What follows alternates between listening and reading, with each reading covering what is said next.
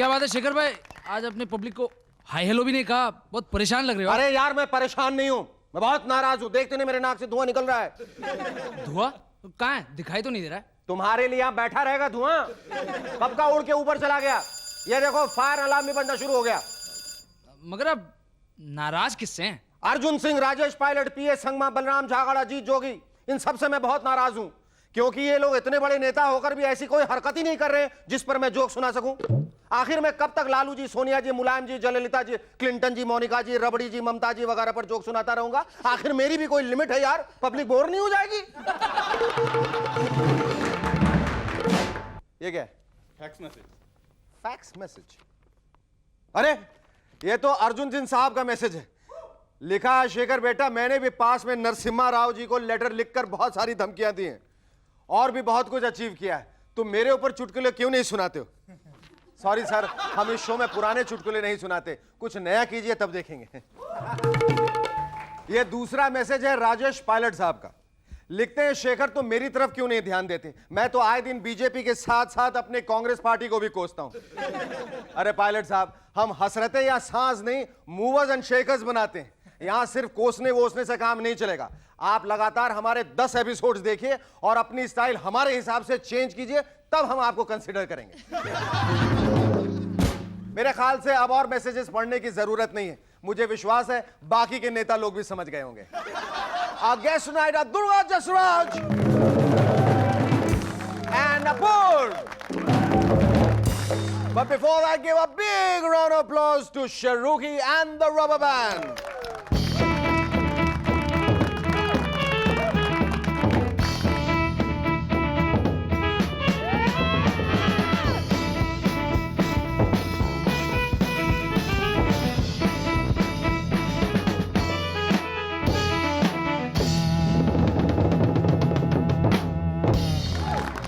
Welcome back to MNS once again. Pakistan cricket team के coach Javed Miandad साहब ने एक इंटरव्यू में कहा है कि हो सकता है वो इस वर्ल्ड कप में प्लेयर के तौर पे खेलें। जब से यह खबर अंशुमन गायकवाड़ ने सुनी, उन्होंने भी अपना बैट उठा लिया, मैं भी खेलूंगा। वैसे जिस हिसाब से हमारे प्लेयर्स की फिटनेस प्रॉब्लम चल रही है, उसे देखते हुए लगता है कि हमें 1983 की टीम फिर से लॉर्ड्स में उतारनी पड़ेगी। सचिन की जगह सुनील गावस्कर और श्रीनाथ की जगह कपिल देव, और तब मैच के बाद अजहर साहब इंटरव्यू देंगे। I think all the uncles played very well, you know, specially Gavaskar uncle batted very well and Kapil uncle bowled very well, but you know the full credit goes to man of the match Mohinder uncle. उन्होंने इतनी slow ball फेंकी कि batsman confuse हो गए कि इन्होंने 1983 में गेंद फेंकी थी और अब 1999 हो गया और अभी तक बॉल क्रीज पर पहुंची क्यों नहीं। थाईलैंड में आजकल एक किक बॉक्सर को मर्दों से प्यार हो गया है। यह बॉक्सर जब भी रिंग में उतरता है तो पहले अपने ओपोनेंट को किस करता है और फिर पीछे से किक करता है। और यही बॉक्सर अब मर्द से औरत बनना चाहता है। बहुत सेंसिबल थॉट है। वो जानता है कि मर्द होकर मर्द को पीटने में वो थ्रिल नहीं है जो औरत होकर मर्द को पीटने में। आपको यकीन नहीं होता तो हिलरी जी से पूछिए, आजकल वो बहुत खुश हैं। कहती हैं, अगर मोनिका हमारी लाइफ में नहीं आती तो मुझे बिल को पीटने का बहाना ही नहीं मिलता। आजकल हॉलीवुड वाले हमारी हिंदी फिल्म्स कॉपी करने में बहुत ज्यादा बिजी हैं। हमने प्यार किया तो डरना क्या, जब प्यार किसी से होता जैसी फिल्म्स बनाई तो उन्होंने एक नई फिल्म बना डाली जिसका नाम है शेक्सपियर इन लव, शेक्सपियर प्यार में। हमारे यहां जब हीरो को पत्थर लगता है तो बेहोशी से होश में आने पर पूछता है, मैं कौन हूं। इस सीक्वेंस को लिफ्ट करके जैकी चैन ने एक नई फिल्म बनाई है, हु एम आई, मैं कौन हूं। मैं तो कहूंगा जैकी चैन साहब, आप बहुत बड़े प्लेजरिस्ट हैं। हमारे पास गिन के 2-4 तो आइडिया होते हैं, उन्हें भी चुरा लेंगे तो हम कहां जाएंगे। एक बेईमान ने तो पंकज उदास साहब का गाना ही चुरा लिया। चिट्ठी आई और फिल्म बना दी, यू हैव गॉट मेल।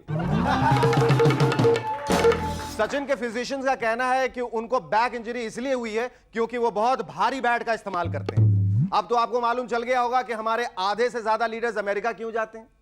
जब सचिन बैट उठाते हैं तो उनका बैक इंजर हो जाता है, और जब हमारे लीडर देश का भार उठाते हैं तो उनके बैक, घुटने, हिप्स और पता नहीं क्या क्या इंजर हो जाते हैं। साइंटिस्ट लोगों का कहना है कि टंग यानी जीभ हमारी बॉडी की सबसे स्ट्रॉन्ग मसल होती है।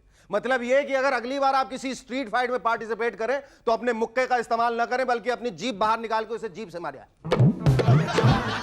थोड़ा सा मुश्किल है लेकिन प्रैक्टिस के बाद बिल्कुल आसान हो जाएगा। आजकल मैं रशिया की कोई भी खबर पढ़ता हूं तो मुझे बिहार की याद आ जाती है। पिछले दिनों रशिया के एक रिटायर्ड कर्नल ने एक बैंक को लूटा, पैसा लूटने के लिए नहीं बल्कि अपने ही अकाउंट से पैसा निकालने। ऐसी न्यूज पढ़कर मैं बहुत इंस्पायर हो जाता हूं। मेरी भी इच्छा होती है कि बंदूक लेकर जाऊं और किसी बैंक को लूट कर आऊं, लेकिन जब भी लूटने के लिए जाता हूं तो वहां पहुंचकर मालूम चलता है कि आज तो बैंक हॉलिडे। चाइना के लोग आजकल चावल की एक नई वैरायटी बना रहे हैं जिसमें आयरन कंटेंट बहुत ज्यादा होगा। बहुत पिछड़े हुए लोग हैं ये चाइनीज लोग। ये टेक्नोलॉजी तो हमारे यहां सालों से है। हमारे यहां तो चावल में कंकड़, पत्थर, मिट्टी, लोहा, स्टील और पता नहीं और क्या क्या पाया जाता है। यानी 1 किलो चावल के साथ 2 किलो धरती मुफ्त। पेरू में लीमा शहर के लोग आजकल एक 40 किलोमीटर दूरी वाले तालाब के कीचड़ में जाकर लौटते हैं।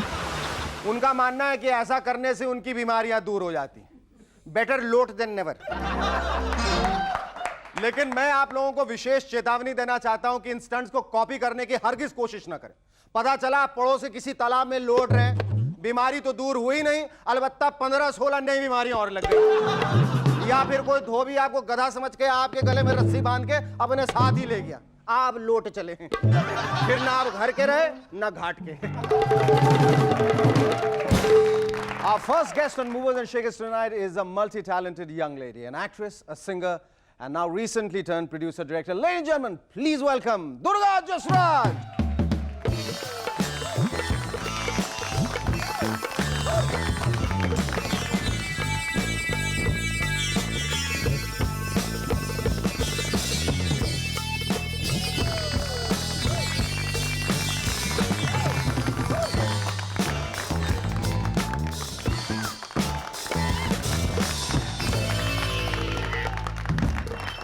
मुझे लगा आज मौका नहीं देने वाले बोलने के।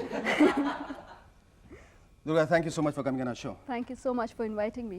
Durga, it's very difficult looking at you to imagine that once upon a time you were a kabaddi champ in your school. You look more like the haddi champ. बताओ आप इतनी दुबली पतली। Did you approach Gulzar Sahab for the title role of Hututu by any chance? इत्तेफाक की बात है, बुलाया था मगर कुछ हुआ नहीं। कुछ हुआ नहीं। जब आपने शुरुआत की अंताक्षरी से, हाँ जी, प्रोग्राम से, did you ever imagine that it will go on to become such a popular serial that will go on for so long? I didn't expect that it will go on for so long. Let me be very honest, but I knew it would be a big hit. My instincts told me. And when you left Antakshari, हाँ. it was like at its peak, and everybody had accepted you as the, the co-host, and you had everything going for you. You know, your fame and acceptance and lots of money.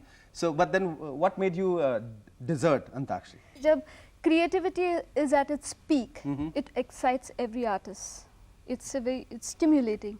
But when उसका एक ढांचा बन जाता है कि आपको पता चल जाता है कि आपको अब यही करना है, तब थोड़ा सा इंटरेस्ट कम होने लगता है। और मैं नहीं चाहती थी कि मेरा इंटरेस्ट कम होते हुए मैं उसमें रहूं. And I wanted to actually grow, you know, into different things. I wanted to try out different things. मेरी उम्र उस वक्त भी ऐसी थी कि if I had not reached out trying to do different things, maybe I would have got stagnated.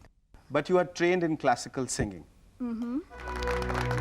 Durga, तुम्हें लगता है कि नाम से फर्क पड़ता है, इंसान के वजूद में फर्क आता है? अगर तुम्हारा नाम कमला या बिमला या रीटा रहता तो तुम्हें फर्क महसूस होता है? दुर्गा है, दुर्गा से तुम्हें उस शक्ति का एहसास होता है, उस नाम की वजह से? मैं गाड़ी इस्तेमाल नहीं करती, मैं शेर पे आती हूँ। शेरा वाली।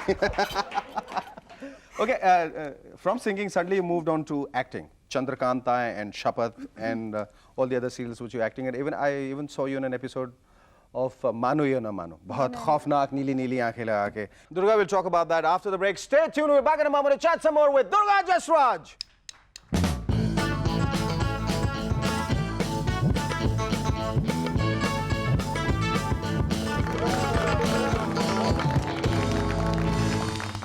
Hello and welcome back to M&S once again.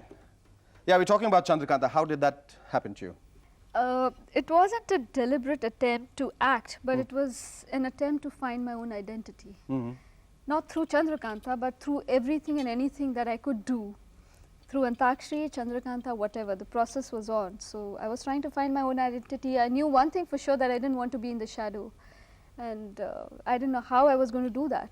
But acting was the second best thing probably I could have tried on, because my nana was V. Shantara. और मैंने बचपन में कुछ काम वाम किया था and in his films when I was very young and I have to see the film again now. पर इतनी सारी चीजें तुम कर रहे हो, मतलब गायन से शुरुआत की, फिर तुमने एक्टिंग की, बहुत सारी सीरियल्स में एक्टिंग कर रहे हो, and then now you are onto your most ambitious venture because you turn a producer director with Utsav. Yeah. My first, your first, My Utsav. first. All right, how? So mine is celebrating Indian classics though. yes, so was I. Classical beauties. Yes. How? Why? What made you? What prompted you to get into that then? If you actually think, if you go back again, it is amalgamation of both. It's music and it's the television medium that I am learning every time I'm working with a director. Like for instance, I'm on your set, I'm picking up so many things here. So it is amalgamation, yeah. She's picking up a lot of things. Okay. So basically it's amalgamation of both the mediums. I want to try and, you know, present Indian classical music on this visual medium for the generation that I belong to. अभी तुमने acting भी कर ली, गाना भी गा लिया, producer भी बन गए, director. Is there anything else now you want to do? अगर मैंने इस जीते जी कुछ ऐसा गाया जिसकी वजह से मेरे माँ बाप को खुशी होगी, I think I'll be very happy. I'm sure you will. We're all looking forward to that. It was wonderful talking to you. Thank you very much. Our second guest on M&S tonight is a young man who believes in a cut-to-cut lifestyle. Nothing more, nothing less. Ladies and gentlemen, please welcome Apurva Asrani.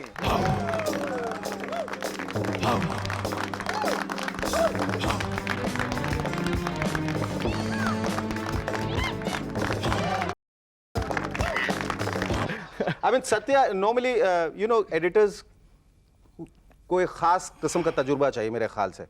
10 साल पहले शायद तुमको ये मौका नहीं मिलता कि तुम्हें फिल्म एडिटिंग का जॉब मिलता, पर how did it come to you? What made the producer? 10 साल पहले मैं 11 साल का था basically. वही मैं कह रहा हूँ. 10 साल के पहले तुम उस साल के उतने साल के होते जितने अब के हो, तब शायद नहीं मिलता. शायद. हाँ, ये मैं कह रहा हूँ. Editing happened by chance.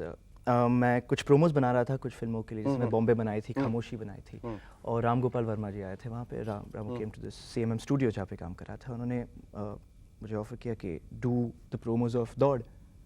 दौड़ फिल्म बन रही थी तब, तो I worked on दौड़. I did the promos. उसका सिर्फ प्रोमोज ही याद है. Yes. And soon after he offered me Satya. एक दिन गाड़ी में जा रहा था मैं उनके साथ और मैं आगे बैठा था. Now I am a small television maker. I've done some television Delhi North Belt के लिए direct किया हुआ था मैंने. Everything. I didn't expect to ever work with Ram Gopal Verma. रंगीला बड़ी हिट फिल्म थी, दौड़ नहीं थी. तो we were. दौड़ नहीं थी, इतने धीरे से क्यों बोल रहे हो? दौड़ नहीं थी. दौड़ नहीं थी. Okay. हाँ. Yep. So गाड़ी में बैठे थे, मैं आगे बैठा था and he was sitting behind. Suddenly I told me the story of Satya. It was fantastic. I thought suddenly jumped at you and said you have to do it. Otherwise I kill you. Not just here, something like that happened. और कुछ देर बाद मैंने कहा कि why don't you edit on a new system जो Avid है, जो hard disk पे होता है, computer. Why don't you edit your film on Avid? So he said, yeah, wherever you want to edit it. I just went shocking. I was like, what do you mean? He said, you're editing the film. I was on life support for 3 days, you know, and soon after Satya started, 7 days a week. Did you experiment a lot with the editing pattern, the conventional editing pattern? Totally. I admit a lot of rules were broken. Preset norms hote hain inke. You know, don't cut a shot while tracking and stuff. Things like that. There are lot of such things. I've broken a lot of rules. Should there be any rules? There shouldn't be. If you want to make a mark for yourself, you make the rules. You don't follow the rules people have set for you. You're going to just toe the line then. And that's something unacceptable to me. Ram Gopal Verma and I, we worked on the edit pattern of the film prior to the shooting. Script stage पे हम काम कर रहे थे editing पर. तो मैं script पे ही मैंने मेरी जो एडिटिंग पैटर्न थी, I had already decided that already, and he was well aware of that. So he shot according to what we needed to edit and what we needed on the tape. We'll talk about the film which you're going to make, which you're going to direct after the break. Stay with us. We're back in a moment to talk some more with Apurva Asrani.